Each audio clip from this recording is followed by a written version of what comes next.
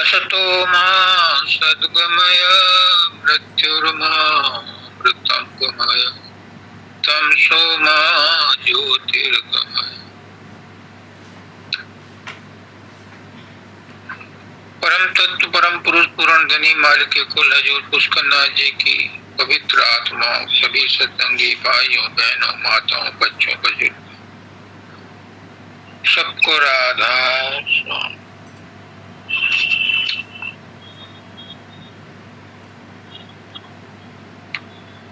अभी एक उपनिषद की वेद की प्रार्थना है, असतो मां सद्गमय। मुझे असत से सत की ओर ले चलो।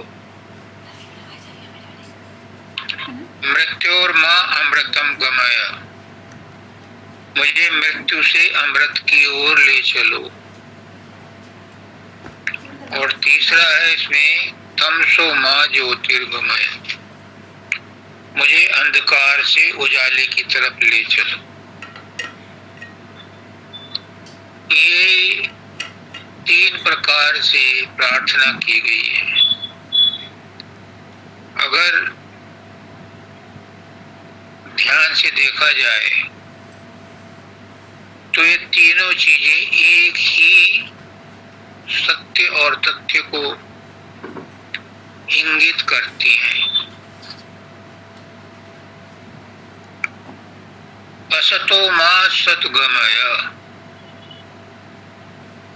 मुझे असत से सत्य की ओर ले चलो। और सत्य क्या है? आत्मा। तो क्या मतलब हुआ? मुझे अनात्मा से आत्मा की ओर ले चलो, असत्य से सत्य की ओर ले चलो। इस संसार में एक आत्मा ही सत्य है, इस शरीर में एक आत्मा ही सत्य है, बाकी सब असत्य है। तो मुझे असत्य से सत्य की ओर ले चलो। दूसरा है, तमसो मां ज्योतिर्गमय। मुझे अंधकार से प्रकाश की ओर ले चलो। प्रकाश क्या है? आत्मा प्रकाश है। आत्मा का रूप प्रकाश है। तो यहाँ कहते हैं कि मुझे अंधकार से प्रकाश की ओर ले चलो, यानी आत्मा के अलावा जो कुछ है सब अंधकार है। तो मुझे अंधकार से प्रकाश की ओर ले चलो। मुझे अप्रकाश से प्रकाश की ओर ले चलो। और तीसरा है, तमसो मां ज्योतिर्गमय। नहीं, मृत्योर मां अमृतम गमय। सब कुछ सारा संसार, पुष्करनाथ जी कहते हैं कि जो हम चर्म चक्षुओं से देखते हैं सब परिवर्तनशील है। और इसी परिवर्तनशील को हम सत्य मान करके पकड़े हुए हैं, झूठ को सच मान करके पकड़े हुए हैं।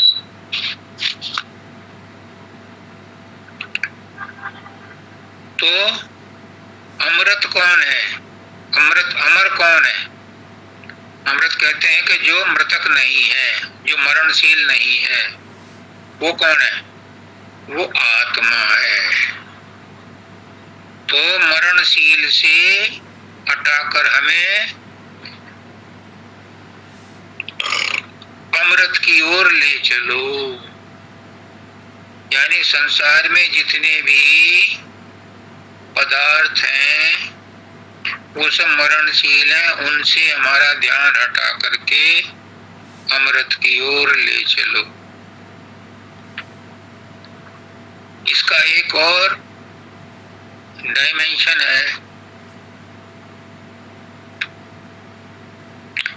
समझने के लिए है, अपने मन को बस में करने के लिए है कि किसी तरह से भी हम अपने आप को सच्चाई से अवगत करा लें। कहते हैं कि मुझे असतो मा सद्गमय, मुझे असत से सत्य की ओर ले चलो। और सत्य क्या है? चैतन्य ही सत्य है। तो मुझे जो अचैतन्य है उससे चैतन्य की ओर ले चलो। फिर कहते हैं तमसो मा ज्योतिर्गमय। तो प्रकाश क्या है? प्रकाश चैतन्य है। तो मुझे अप्रकाश से, अचैतन्य से चैतन्य की ओर ले चलो। प्रकाश है आत्मा, तो मुझे अंधकार से आत्मा की ओर ले चलो। और तीसरा है मृत्युर्मा अमृतम गमय। अमृत क्या है? मरणशील जो नहीं है वो क्या है? अमर क्या है? वही चैतन्य है। तो मुझे चैतन्य की ओर ले चलो। जो अचैतन्य है, जो मरणशील है, उससे हटा करके चैतन्य की ओर ले चलो। बात एक ही है, तीनों में अलग अलग दृष्टिकोण से कहा गया है। कहने का मतलब ये है, समझने और समझाने का मतलब ये है कि इस संसार में सब कुछ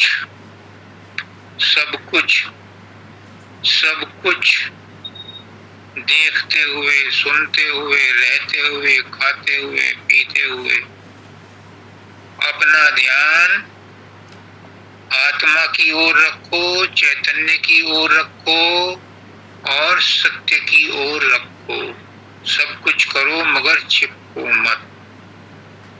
तो हम अपने मंजिल पर पहुंच जाएंगे। मंजिल पर तो आप खड़े हो, लेकिन असत जो मन है, मन के द्वारा प्रकट हो रहा है, और चैतन्य जो मन के द्वारा प्रकट हो रहा है, और अनात्मा जो मन के द्वारा प्रकट हो रहा है, वो सब दूर कर दो और हमें सत्य की ओर ले चलो। और सत्य है एक अपना अस्तित्व, अपनी आत्मा, और वो आत्मा ही उस परमात्मा का रूप है। छोटा रूप आत्मा है, बड़ा रूप परमात्मा। तो उस बड़े परमात्मा में मिलने के लिए हमें अपने छोटे रूप को जानना होगा। अगर हम अपने आप को नहीं जान पाए तो ऐसे ही जन्म लिया और मर गए, कोई लाभ मनुष्य योनि में पैदा होने का हमें नहीं मिला। ये काम तो जानवर भी करते हैं जो हम करते हैं। मनुष्य योनि एक खास पर्पस के लिए मिली है, ये मोक्ष का द्वार है। अर्थात पुष्करनाथ जी कहते हैं कि गाय भैंस भगवान का नाम नहीं ले सकती, गाय भैंस गुरु धारण नहीं कर सकती। इसलिए मनुष्य को ये सुविधा प्राप्त है कि मनुष्य जन्म में वो चाहे तो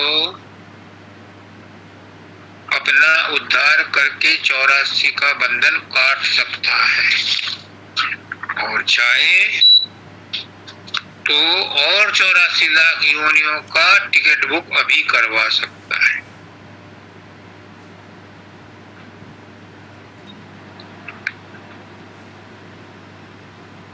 माता जी ने आज बहुत अच्छा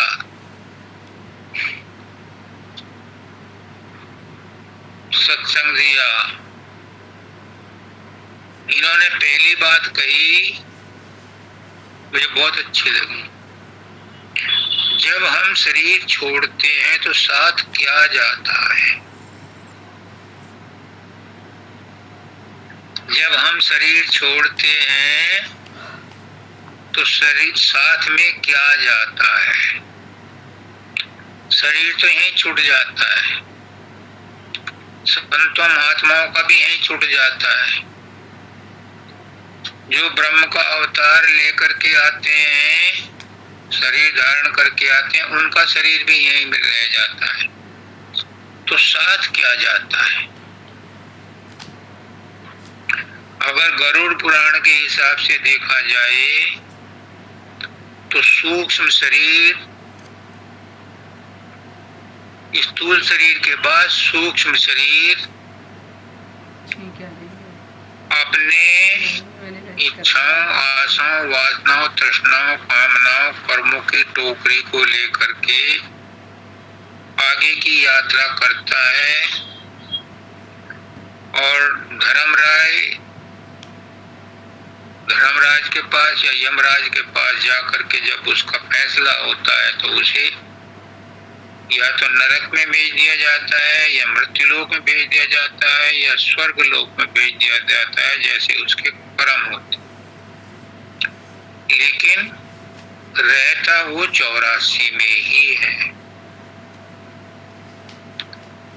अब संत मत में कहते हैं कि जब गुरु आता है वो सतलोक से या अनामी धाम से आता है, बंधन मुक्त होता हुआ, बंधन बन करके, बंधुआ बन करके आता है, क्योंकि वो सतगुरु परमात्मा का ही रूप होता है, मालिक का ही छोटा रूप होता है।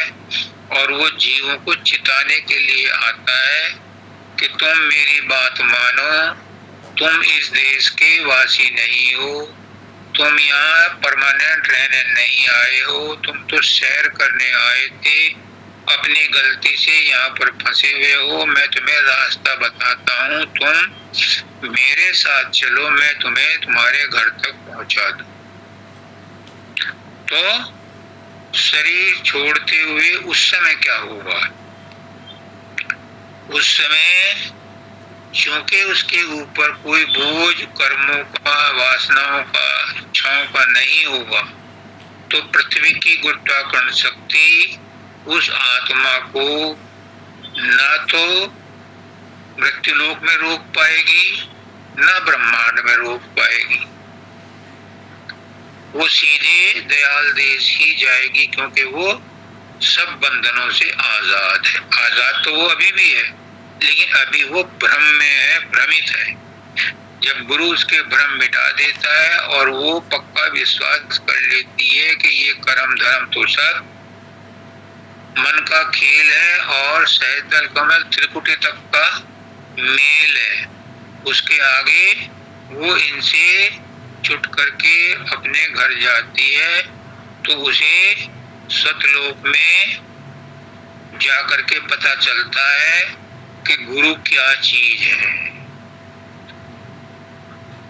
10वें द्वार में पता चल जाता है कि वो खुद क्या है। जब उसे अपना पता चल जाता है तो उसे संसार का भी पता चल जाता है। तो अपने शरीर के साथ क्या जाता, शरीर छोड़ने के बाद क्या जाता है? जो इच्छाएं, वासनाएं, तृष्णाएं हैं, वो सूक्ष्म शरीर में रहती हुई जब तक उनके सब पूर्ति नहीं हो जाती, वो 84 में ही रहती हैं। और पूर्ति होने के बाद भी कोई गारंटी नहीं है कि वो इस बंधन से मुक्त होंगी, क्योंकि बंधन से मुक्त वही होता है जिसको इस बात का ज्ञान हो जाता है कि मैंने कोई कर्म किया ही नहीं, मेरी आत्मा तो निर्लिप्त है, अजर अमर अविनाशी है, वही सतलोक में जाता है। क्योंकि सतलोक में कोई भी संसार का, पिंड देश का या ब्रह्मांड का कोई भी इम्प्रेशन, कोई भी संस्कार नहीं जा सकता। जब तक इनमें कोई संस्कार की गंध भी बाकी है तब तक वो सतलोक या दयाल देश नहीं जा सकता। हम दूसरों के लिए क्यों नहीं जी पाते? अपने लिए जीना बनता ही नहीं है। पूछो क्यों? शरीर अपना नहीं है, ये तो पराया है, किराए का मकान है। मन अपना नहीं है, ये भी फर्नीचर है। कारण शरीर भी अपना नहीं है, वो तो बीज रूप है, प्रकाश रूप है। अपना स्वयं तो शब्द रूप है, चैतन्य रूप है, प्रेम रूप है। उसके लिए जीना न जीना का प्रश्न ही पैदा नहीं होता, वो तो हमेशा अजर अमर अविनाशी है। तो इसलिए जब तक शरीर में हो अपनी चिंता छोड़ो, दूसरों के लिए जियो। दूसरे कौन है? अगर मुझसे पूछो तो दूसरा भी कोई नहीं है, लेकिन सामने दिखाई दे रहा है। तो मैं कहता हूं कि फिर अगर दूसरा मानना ही है तो ये मानो दूसरे के अंदर भी वही परमात्मा है जो मेरे अंदर है। इसलिए अगर इस शरीर में जियो तो ये सोच के जियो कि दूसरा जो है वो भी परमात्मा है, यानी मैं दूसरों की सेवा करने के लिए जीवित हूँ।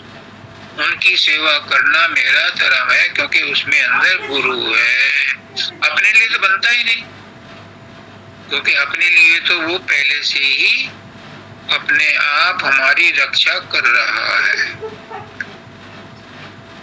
एक और बात इन्होंने बताई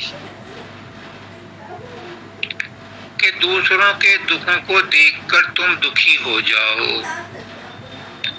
दूसरों के सुखों को देख करके तुम सुखी हो जाओ। तो अपने लिए कुछ करना बनता ही नहीं। अगर तुम दूसरों के सुख को देख के सुखी हो जाओगे तो तुम्हें सुख की इच्छा ही नहीं रहेगी, क्योंकि दूसरे सुखी हैं, उन्हें देख के मैं सुखी हूँ। दूसरों का प्रमोशन हो गया, उन्हें देख के मैं खुश हूँ, तो मुझे अपनी चिंता ही नहीं। और अगर मेरे ऊपर दुख है और मैं दूसरों के दुख को देख करके दुखी हो जाती हूँ, मतलब ये है कि दूसरों का दुख तो मुझसे भी बड़ा है, तो मेरा दुख मुझे लगेगा ही नहीं। और संसार में एक से एक दुखी हैं, एक से एक सुखी हैं। तो पहले तो अपने आप को समझो कि तुम क्या हो। तुम शरीर नहीं हो, दुख सुख तो शरीर के साथ बंधे हुए हैं। तुम मन नहीं हो, क्योंकि दुख सुख का एहसास करने का स्थान तो शरीर है, लेकिन यंत्र मन है। तुम इनसे आजाद हो, इनके साक्षी हो। तुम तो पवित्र आत्मा हो, विशुद्ध आत्मा हो, सुरत हो। तो इसलिए दुख सुख से परे हो जाओ। और ये कल्पना नहीं है, दुख सुख से परे रहता है संत, महात्मा, गुरु, जो संसार में रहते हुए संसार के सुख दुखों से आजाद रहते हैं। उन्हें गर्मी सर्दी, लाभ हानि, मान अपमान, जीवन मृत्यु का फर्क ही नहीं पड़ता। न दुख में दुखी होते हैं, न सुख में सुखी होते हैं। एक माताजी ने कहा कि अपने विचारों को गुरु को अर्पण कर दो। अगर आपने ये कला सीख ली, पुष्करनाथ जी कहते कहते चले गए कि अपनी चिंताएं मुझे दे दो, पर किसी ने उन्हें चिंताएं नहीं दी। अपने दुख मुझे दे दो, मानव दयाल जी कई बार कहते थे सत्संग में, अपने दुख मुझे दे दो, किसी ने नहीं दिए। जो दिए वापस लेने के लिए दिए। पुष्करनाथ जी कहते हैं, राजेश मैं इन सबको कहता हूं सुखी रहो। अगर ये सुखी रहना सीख लें, मेरी बात पे विश्वास कर लें, तो इनको कुछ करने की जरूरत नहीं है। जब सुखी रहेंगे तो दुख क्यों इनके पास आएगा। लेकिन कोई नहीं सुनता।